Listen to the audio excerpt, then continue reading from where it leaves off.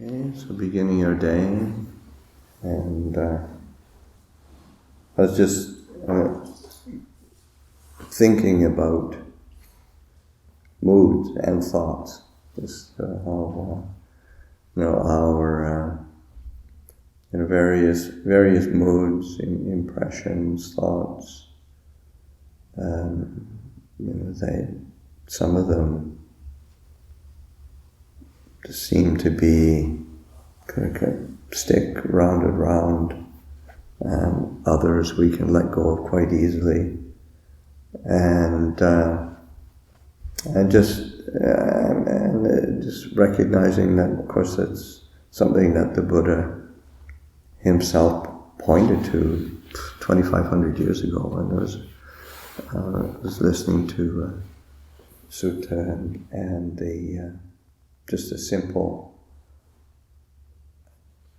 image that the Buddha gives of having something that is etched in stone,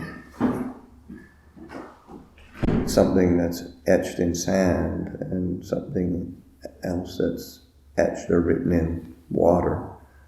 And he's saying we should trying to make sure that our moods and our thoughts don't end up etched in stone, because they just last forever. We believe in them, we invest in them, we get caught up in them, we proliferate around them, and just create our identity around things. And it's just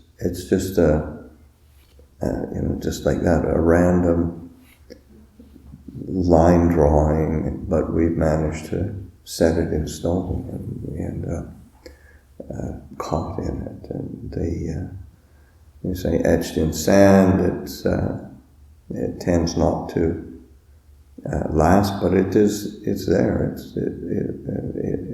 stays for a while, and of course, we all have our various moods and impressions and thoughts, but it's like stepping back and looking at them kind of that, in the same way that just in something that's written in sand, it's the wind blows or rain comes or something, and it's gone. It's there for a while,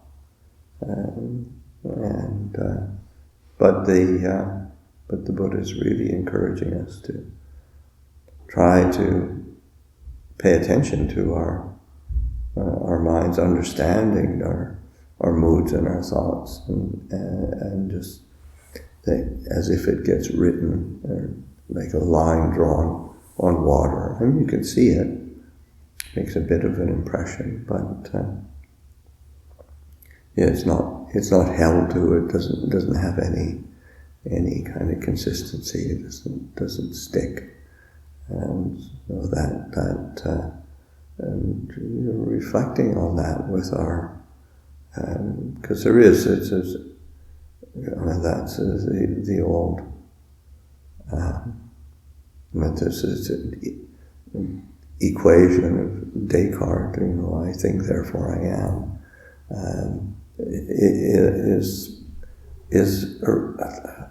That's a recipe for disaster.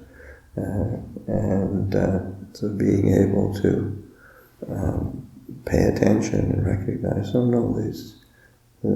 these can have different consistencies. They can have different results if we hold them in the right way, hold them skillfully, not sort of investing that sense of me in it so strongly.